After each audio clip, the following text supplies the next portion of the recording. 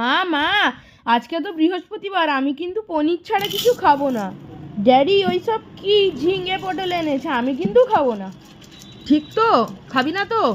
ওই ঝিঙে দিয়েই এমন একটা রেসিপি বানাবো না আজকে নিরামিষে, তুই পনির খেতে ভুলেই যাবি। আর তোর একটু শরীরটাও খারাপ ছিল। দেখ, আজকে কিন্তু একদম নন অয়েলি একটা হেলদি খাবার বানাবো। চল দেখি কিভাবে করি। আচ্ছা ঠিক আছে মা, আমি কি তোমার একটু হেল্প করে দেবো? হ্যাঁ, একটু হেল্প করলেই পারিস, তাহলে তাড়াতাড়ি হয়। কই একটু ঝিঙে এগুলো এনে দিয়ে যা, আর 2-4টে আলুও দিয়ে যাস।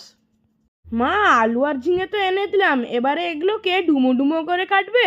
হ্যাঁ, ওই ডুমো ডুমো করে কেটে নিয়েছি। আলুগুলোকে একটু পোস্তর আলুর মতো ছোট ছোট করে কেটে নিয়েছি, ঝোলের আলুর মতো নয়।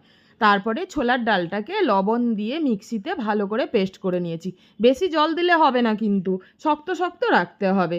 তারপরে কড়াইতে সর্ষের তেলে 5 ফোড়ন ও শুকনো লঙ্কা দিয়ে ডুমো ডুমো করে কেটে রাখা আলু দিয়ে দিতে হবে মা।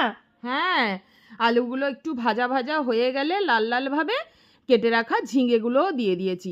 আর ঝিঙেগুলো থেকে স্বভাববশতই জল বেরিয়ে পড়বে। দেখো, ঢাকা দিয়ে কিন্তু ধিমি আঁচে রান্নাটা করতে হবে। তারপরে দেখো, এই দেখো জল বেরিয়ে পড়েছে। আর আমি ছোলার ডালের বড়াগুলোকে আস্তে আস্তে করে হাতের সাহায্যে বসিয়ে যাব একধার থেকে। দেখো, এই বড়া কিন্তু তেলেও ভাজা হবে না, আর দেখো এই ঝিঙের জলে সেদ্ধ হয়ে যাবে। কি সুন্দর করে বসিয়ে দিয়েছি আমি। তোমরাও এইভাবে আস্তে আস্তে করে বসিয়ে দিও, বেশি নাড়াচাড়া করো না, তাহলেই কিন্তু ভেঙে যাবে। তারপর একটা ঢাকা দিয়ে দিতে হবে। ঠিক 10 মিনিট পরে ঢাকাটা খুলেই দেখবে কি সুন্দর গোটা গোটা করে বড়াগুলো হয়ে গেছে। আর তেলে ভাজা বড়া আর জলে সেদ্ধ বড়ার মধ্যে কিন্তু ফারাক খুঁজে পাবে না। অথচ তেল ছাড়া রান্নাটাও খাওয়া হবে এই গরমে, শরীরটাও জুড়োবে। তারপরে কাঁচা লঙ্কা ও পোস্ত বাটাটা এক্ষুনি দিয়ে দিতে হবে তো মা? হ্যাঁ, ঠিক বলেছিস। এবার পোস্ত বাটা আর কাঁচা লঙ্কা বাটা দিয়ে ভালো করে, যার যতটা কারি খাওয়ার প্রয়োজন আছে ততটাই মিক্সি ধোয়া জলটা দিয়ে, আরও তোমরা চাইলে কিন্তু 1 কাপ দুধ দিতে পারো। দেখো, জলটা কিন্তু ফুটে উঠেছে। আর ফুটে ওঠার পরে কিন্তু আমি ভাজা জিরের গুঁড়ো আর একটু আমার লবণ কম লেগেছিল তাই একটু লবণ দিয়েছি।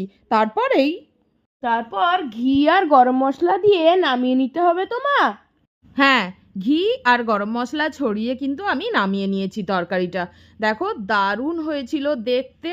মনেই হয়নি যে এটা একদম অয়েল ছাড়া, মানে একদম অয়েল ছাড়া নয় যদিও, অল্প তেলে রান্না। এই গরমের জন্যে একদম হেলথের পক্ষে একদম উপযোগী। তো দেখো, আমার ছেলে খেয়ে কি বলছে তা শুনে নেব। ফার্স্টে তো আমি ভেবেছিলাম পনির ছাড়া খেতেই পারবো না, কিন্তু এই তরকারিটা গরম ভাতের সাথে খেতে জাস্ট দারুণ লাগছে। ও তাই নাকি? আচ্ছা ঠিক আছে, আজকের মতো টাটা।